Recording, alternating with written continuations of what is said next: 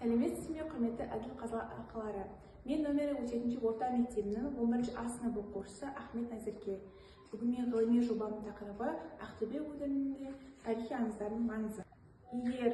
Егер туған жердің әр тасы, әр киелі орны сөйлей алса, олар бізге не айтар еді? Мүмкін олар бізге ұмыт болған тарихты, ел ішінде сақталып қалған аңыздарды айтар еді. Мен бүгін сіздерді Ақтөбе өңірінің тылсым аңыздар әлеміне саяхат жасауға шақырамын. Тақырыптың өзектілігі ұрпақтың танымдық ой-өрісін кеңейтеді, ұлттық рухымызды жанитын тәрбиелік маңызы зор ел аузындағы тарихи аңыздарды жинақтап, оны ғылыми айналымға түсіріп, келешек ұрпаққа жеткізу.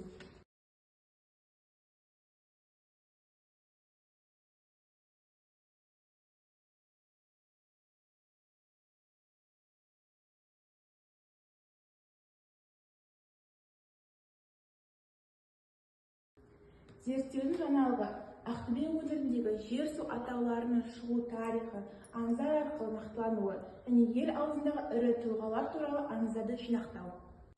Зерттеудің мақсаты мен құрылымы Ақтөбе өңіріндегі аймақтық аңыздарды ел аузынан мерзімді баспасөз беттеріне жинақтап, бір жүйеге түсіріп зерттеу. Зерттеу жұмысын жүргізу барысында Ақтөбе өңіріндегі тарихи аңыздарды мынадай шарттық түрде екіге бөлген болатынмын. Ең біріншісі тарихи жергілікті мекендік аңыздар, және екіншісі тарихи тұлғаларға қатысты аңыздар. Жалпы алғанда, қазақ аңыздарына алғаш рет назар аударған Шоқан Уәлиханов, Мұхтар Әуезов, Марғұлан және Батай. Бір сәт көз алдарыңызға елестетіңіздерші. Тыныш дала, көне қорым, желдің сыбыры. Сол жерде ғасырлар бойы сақталған бір аңыз бар. Бұл аңыздар үнсіз жатқан тарих. Бірақ оларды тыңдай білсек, олар бізге көп нәрсе айтады. Ең бірінші бұл кітабында Абат Байтақ кесенесі туралы айтқым келеді. Бұл бізде Ақтөбе облысының Қобда ауданы Талдысай ауылында 12 шақырым жерде орналасқан Қобда өзенінің аңғарында орналасқан.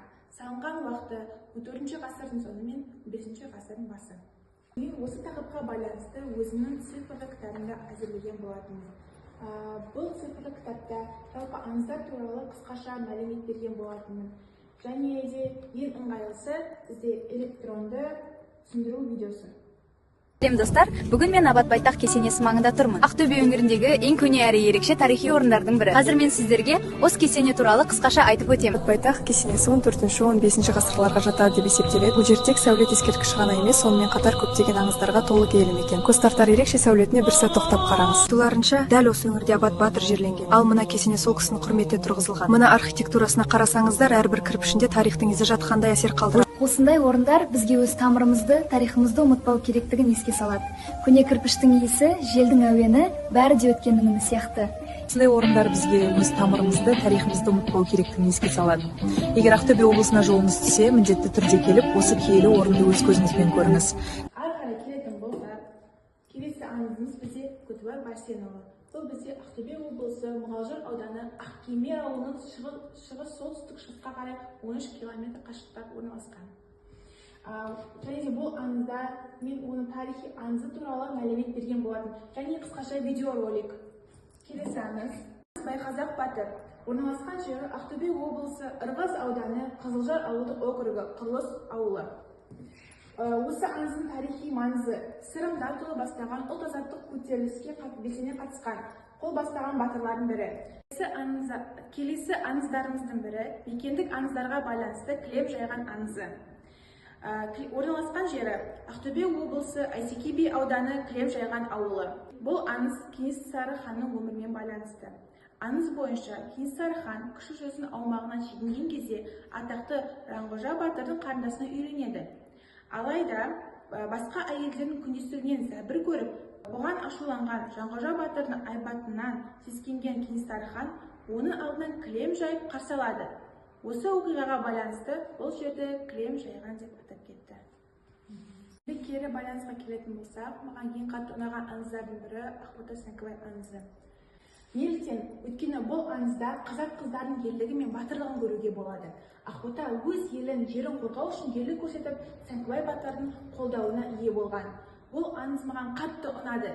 Себебі ол отансүйгіштік, батылдық, әділдік сияқты қасиеттерді насихаттайды. Сонымен қатар бұл аңыздың артында үлкен тәрбие жатыр. Өз халқы үшін ерлік көрсету нағыз патриоттың ісі. Өткені ұмытпаған ел болашағына сенімді.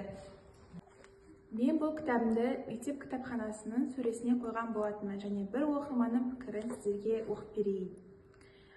Байқасақ батыр туралы аңыз. Аңыздар үнсіз жатқан жоқ. Олар бізге сыбырлап тұр.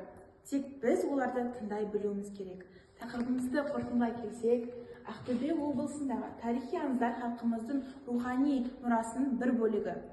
Ұлт тарихының айнасы іспеттес.